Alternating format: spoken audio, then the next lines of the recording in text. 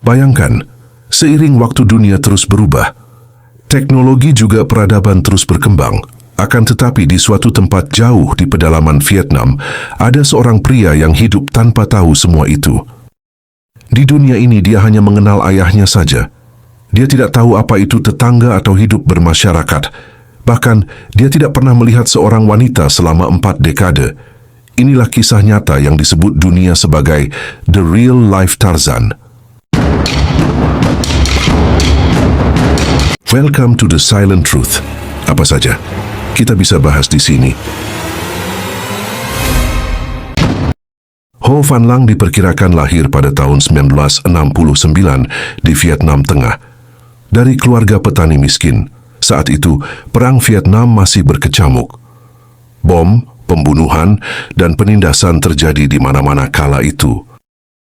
Ketika Lang baru berusia 2 tahun, tragedi menimpa keluarganya.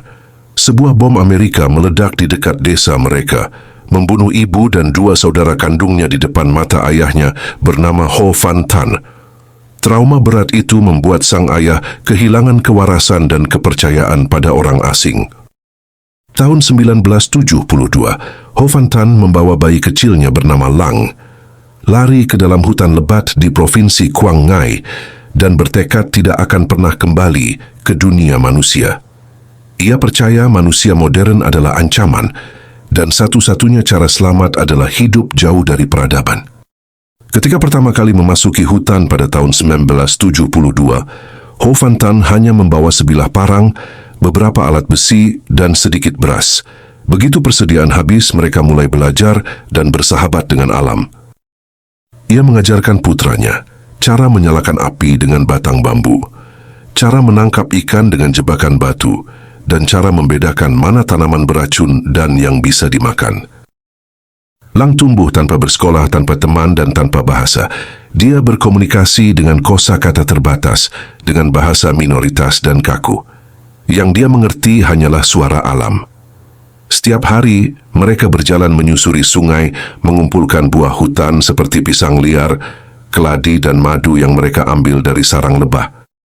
Luar biasanya, meskipun dengan keterbatasan peralatan, tempat tinggal mereka dibuat nyaman dan aman, terbuat dari batang bambu, kulit pohon dan daun besar, dari tanaman rung dan beratap rendah, agar sulit terlihat dari udara.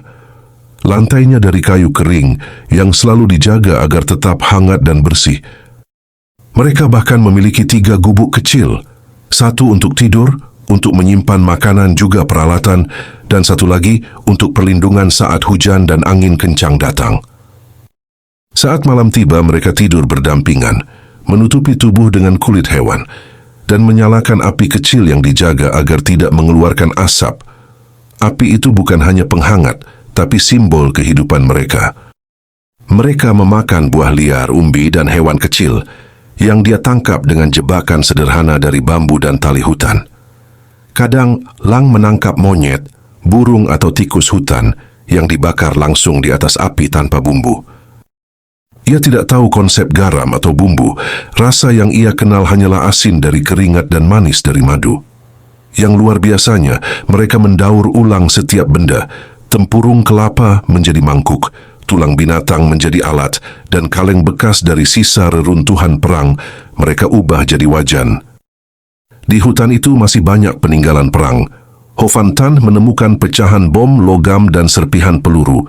Dari potongan logam itulah dia membuat pisau, panci, bahkan mata tombak. Dia memanaskan logam di atas bara api, memukulkannya dengan batu, seperti pandai besi purba. Meskipun begitu, Lang pandai belajar meniru. Saat beranjak dewasa, ia sudah bisa membuat tombak, jerat, dan alat panah sederhana dari bambu. Meski tanpa guru, ia tumbuh menjadi pemburu tangguh yang bisa menangkap babi hutan sendirian. Hidup di hutan tropis bukan tanpa penderitaan. Saat musim hujan datang, air hujan sering merendam gubuk mereka. Kadang mereka harus berpindah ke tanah tinggi dan tidur di atas pohon agar tidak diserang hewan buas dan sengatan serangga yang menyakitkan. Musim kemarau pun tak kalah berat. Buah mengering, hewan bersembunyi, dan air sungai menyusut. Selama masa itu, mereka bertahan hidup dengan memakan kulit kayu yang direbus atau ubi liar yang rasanya pahit. Saat dilakukan pendekatan dan proses panjang, Lang mengaku rasa lapar adalah hal paling menyakitkan yang pernah ia rasakan. Tapi ayahnya selalu menghibur dan menenangkan Lang agar rasa lapar itu hilang. Yang paling mengejutkan, Lang tidak tahu apa itu wanita. Dia hidup tanpa pernah melihat perempuan sekalipun selama 41 tahun. Baginya, manusia hanyalah ayahnya, satu-satunya makhluk yang dekat dan dia kenal. Setiap kali mendengar suara pesawat melintas, Ho Van Tan akan menyuruh dan mengajak Lang bersembunyi di bawah tanah. Ia yakin perang masih berlangsung dan dunia di luar penuh bahaya. Selama puluhan tahun, mereka hidup dalam ketakutan yang sama. Perang yang telah berakhir tapi terus hidup dalam pikiran mereka. Hingga tahun 2013, seorang penduduk desa yang menjelajah hutan melihat gubuk aneh di tengah pepohonan. Ketika didekati, ia menemukan dua sosok kurus dengan rambut panjang dan pakaian dari kulit hewan. Awalnya mereka ketakutan, berlari dan bersembunyi. Tapi setelah beberapa hari pendekatan, penduduk berhasil membawa mereka keluar dari hutan. Setelah diperiksa, mereka adalah Ho Van Lang dan ayahnya, Ho Van Tan, yang telah hilang selama 41 tahun. Keduanya dibawa ke desa terdekat. Lang tampak bingung melihat mobil, lampu dan televisi, benda-benda yang tidak pernah ia lihat dan bayangkan sebelumnya. Ia tersenyum seperti anak kecil yang baru belajar melihat dunia. Namun, berbeda dengan putranya Lang. Bagi sang ayah, dunia luar terasa mengerikan. Ia terus memohon untuk dikembalikan ke hutan dan berkata bahwa orang-orang akan menghancurkan bumi. Saat itu nama Ho Van Lang menjadi sorotan, hingga banyak diliput media lokal dan internasional. Bahkan Lang diajak berjalan-jalan, menaiki pesawat, dan melakukan pendekatan untuk mengetahui seperti apa kehidupan Lang selama itu di hutan. Pihak pemerintah dan relawan akhirnya menyiapkan rumah sederhana untuk mereka di desa. Akan tetapi, adaptasi tidaklah mudah setelah tinggal puluhan tahun di hutan. Mereka sulit tidur di tempat berdinding, dan lebih nyaman tinggal di gubuk. Beberapa tahun kemudian, sang ayah meninggal dunia karena usia tua. Setelah itu, Lang mulai berinteraksi sedikit dengan orang-orang di sekitarnya. Ia belajar memakai pakaian biasa, makan dengan sendok, menyalakan perangkat elektronik, naik kendaraan, dan bahkan mulai tersenyum di depan kamera. Namun, kesaksian dari orang yang sudah mengenalnya setelah itu berkata bahwa Lang seperti tidak pernah benar-benar bahagia di dunia modern.